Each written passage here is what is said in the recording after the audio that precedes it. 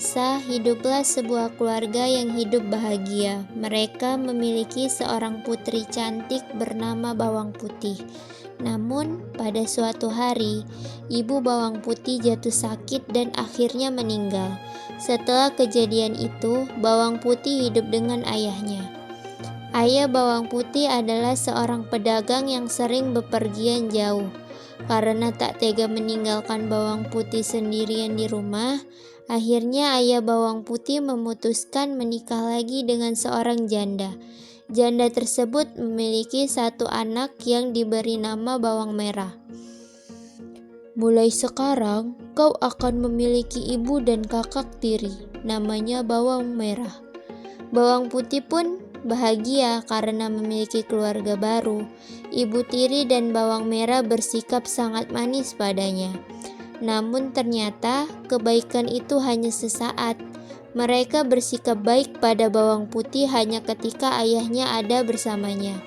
Akan tetapi, ketika ayahnya pergi berdagang, mereka menyuruh Bawang Putih mengerjakan segala pekerjaan rumah seperti seorang pembantu. Kemalangan Bawang Putih belum berhenti sampai di situ.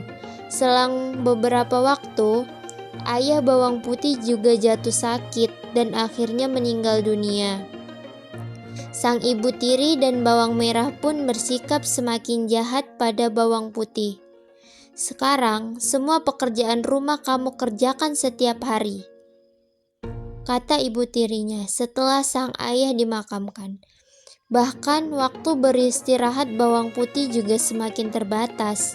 Tiap hari dia harus melayani sebuah kebutuhan Bawang Merah dan ibu tirinya.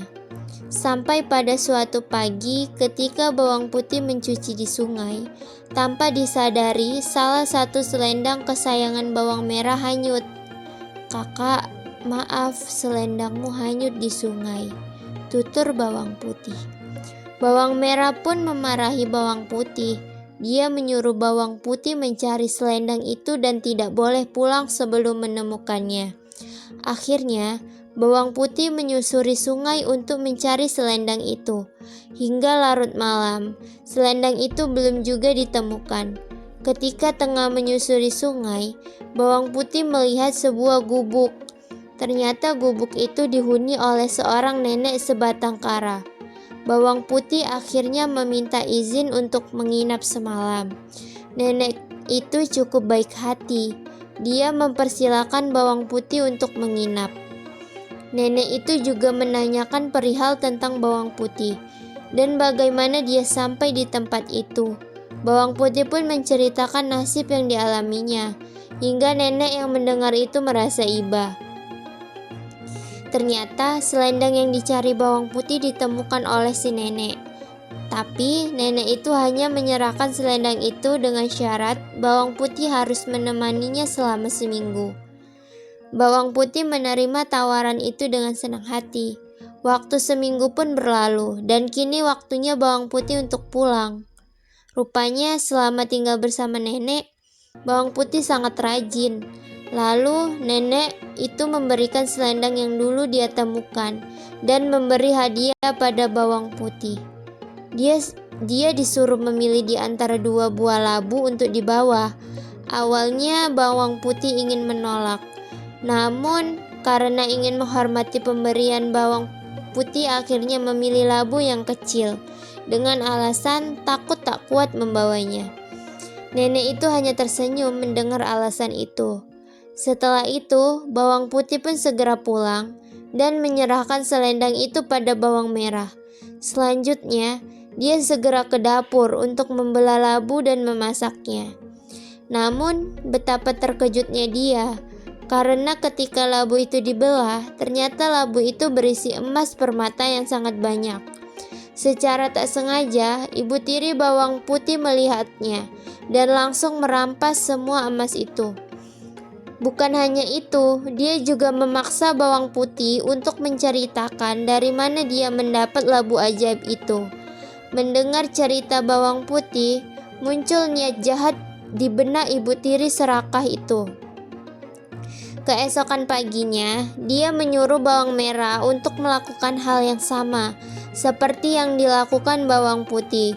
Dia berharap akan bisa membawa pulang labu yang lebih besar. Singkat cerita, bawang merah yang malas itu tiba-tiba di gubuk nenek, dan dia pun tinggal di sana selama seminggu. Namun, karena sifatnya yang pemalas, dia hanya bermalas-malasan saja dan tidak mau membantu pekerjaan si nenek. Ketika sudah waktunya pulang, bawang merah pun disuruh memilih labu sebagai hadiah. Tanpa pikir panjang, dia langsung mengambil labu yang besar dan segera berlari pulang tanpa mengucapkan terima kasih. Setelah tiba di rumah, ibunya sangat senang melihat anaknya membawa labu yang sangat besar. Dia berpikir pasti emas di dalamnya cukup banyak. Karena tak ingin diketahui oleh bawang putih dan takut jika bawang putih minta bagian, mereka menyuruh bawang putih mencuci di sungai. Setelah itu mereka masuk kamar dan menguncinya dengan rapat. Dengan tak sabar, mereka segera membelah labu itu. Namun di luar dugaan, bukan emas yang ada di dalamnya, melainkan labu itu dipenuhi ular, kalajengking, kelabang, dan berbagai hewan yang berbisa. Hewan-hewan itu lalu keluar dari labu dan menggigit bawang merah dan ibunya yang serakah tersebut. Bawang merah dan ibu tirinya akhirnya menyadari bahwa apa yang mereka lakukan selama ini salah dan meminta bawang putih untuk memaafkan mereka.